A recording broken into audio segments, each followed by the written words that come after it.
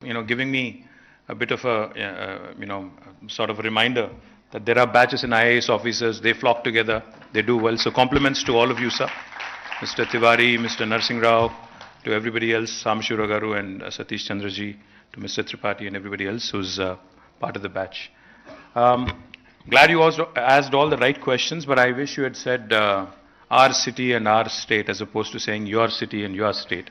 Because I would like to believe that this city belongs to all of us, not any one in particular. So therefore, I think once you've made this your home, because what is a migrant? Who is a migrant, for that matter? I mean, my father has migrated from Siddipet to Hyderabad.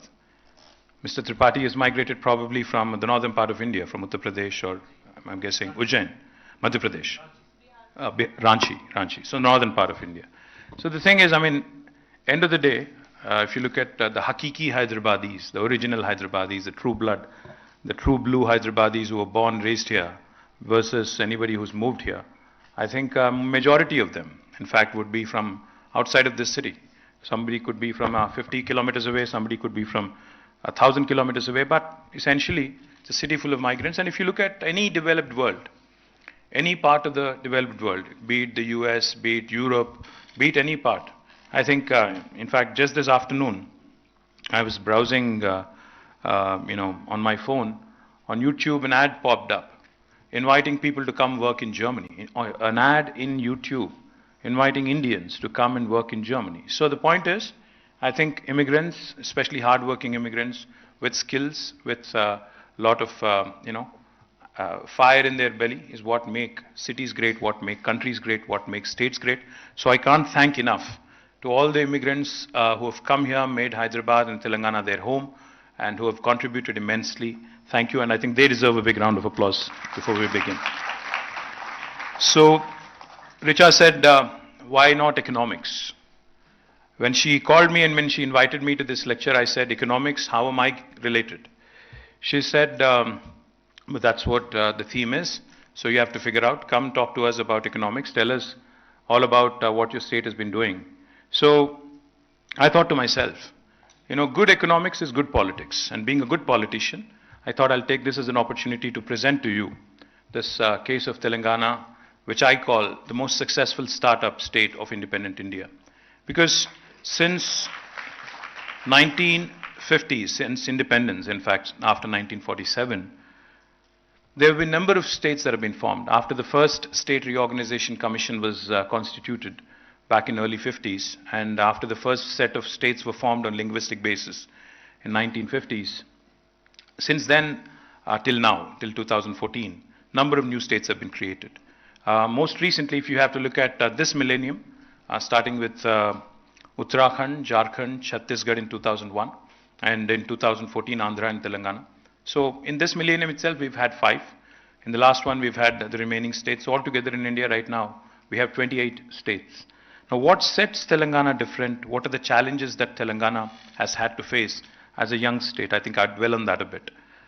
What happens is, the context of the formation of each state is very different from the other. So if you look at Uttarakhand or Jharkhand or Chhattisgarh, I know that there was a protracted struggle in Jharkhand led by Sri Shibu Sorenji and his party, the Jharkhand Mukti Morcha. But Chhattisgarh and Uttarakhand, in fact, were formed more for administrative convenience, more for, I think, more to give company to Jharkhand, in a way, if I have to say that, in 2001. But in the case of Telangana, this state was formed after a very, very hard-fought, protracted struggle which lasted for decades. Yes, there were highs, there were lows, there were a number of times when it was deemed a lost cause, but eventually in 2001, when our current Chief Minister, Honorable Sri KTR, formed his political outfit called as the Telangana Rashtra Samiti, he had given a clarion call. He said this would be the last opportunity for the formation of the state, and he would go around sensitizing. He took that Ambedkar philosophy, fight, unite, and strive. He took it very, very seriously. As an Ambedkarite, he actually strived very hard for about 14 years. He did everything in his capacity to sensitize people, to agitate when there was a need, to actually make it a very important cause for the entire political spectrum in India. Eventually in 2014, I mean, I don't want to go into the nitty-gritties of what happened between 2001 to 2014 because it's all water under the bridge. There's a number of things that I can talk about, but I would rather not go there. I'll talk about what happened after formation of Telangana. In 2014, the people of Telangana, by way of their struggle, by way of their democratic spirit, have conferred a compulsion on the political system in India. It was not that Congress was very keenly wanting to deliver in Telangana. It was not that BJP was wholeheartedly supporting Telangana. It was that both UPA and NDA were compelled and were left with no choice, literally, given the political considerations, to concede and to deliver the state of Telangana. But, like Richa said, when the state of Telangana was eventually formed on the 2nd of June 2014, there were lots of doubts. There were lots of rumors. There were lots of hearsays, there were lots of apprehensions, a lot of people wondering what would happen next. And adding to this, adding fuel to the fire, I think I can't blame media, but I have to say this. I see some friends from media, please don't get me wrong when I say this and don't misquote me and kind of chastise me tomorrow, but I'll have to say this. After the advent of 24/7 electronic media especially, there wasn't a single day in my memory from 2009 to 14, when the issue of Telangana was not debated, or not actually was beaten to death. Every aspect, every single aspect with respect to formation of Telangana, would it be a viable state? Would the leadership here, have it in them to actually make it a successful state?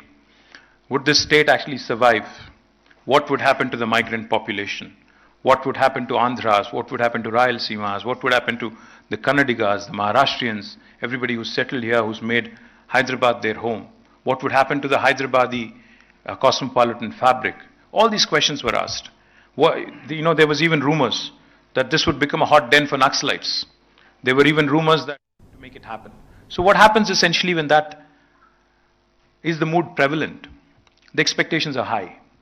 So when we started as a young state, our Chief Minister said, the tagline of the movement for the state was justice in water resources, justice in fund allocation, and justice in employment.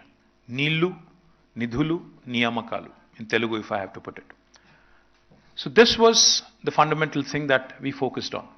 Back in 2014, when we started our journey, and most bureaucrats who are seated here, most economists who are seated here, or the journalists seated here would tell you that for any government to start making plans, for any government to start working on something or working towards an outcome or a goal, you would need planning, of course, but planning can only happen in the presence or with the backing of good statistics.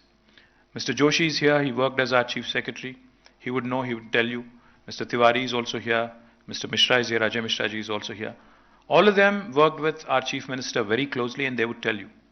When the Honorable Chief Minister initially started laying out plans and he started saying planning is important, statistics is important, data is important, so get me accurate information, accurate data.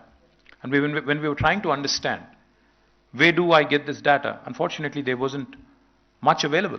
You will be surprised when I say this, and I don't want to demean or insult anybody or insult or even cast aspersions on how the governments in the past were run, but the fact is, there wasn't enough data to make empirical, decisions, make sure that we work towards a specific outcome.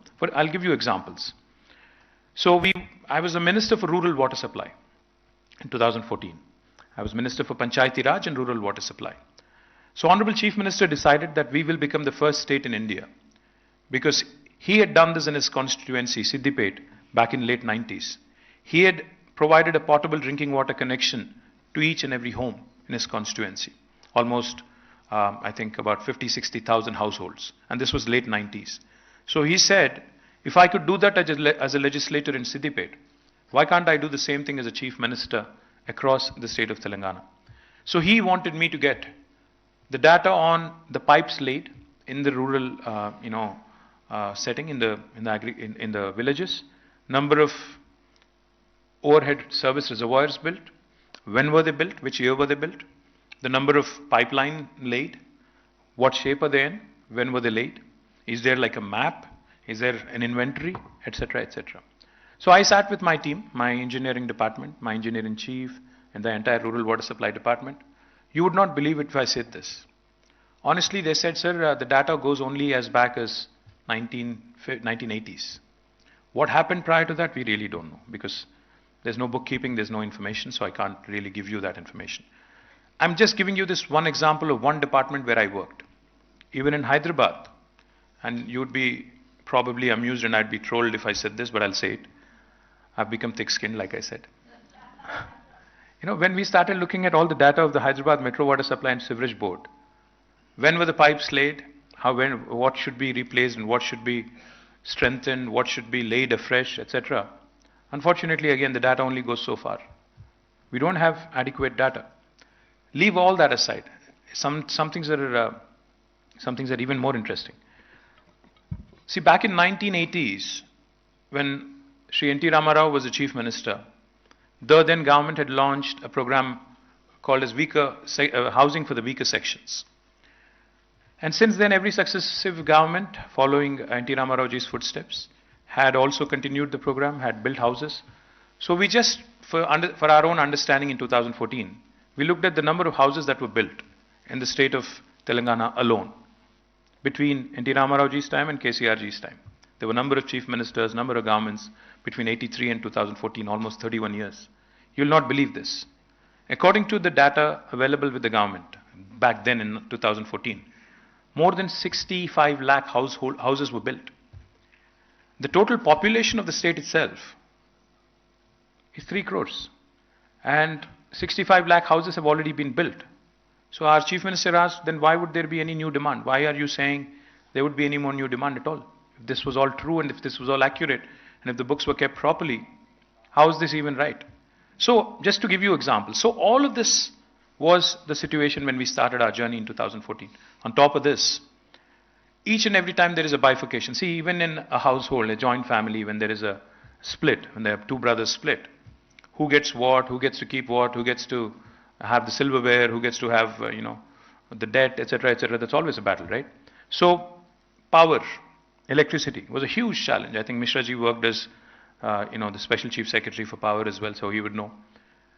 Who gets which project? Because, Telangana was predominantly consuming more power because we had 30 lakh plus tube wells, bore wells. So we had electricity dependent agriculture here.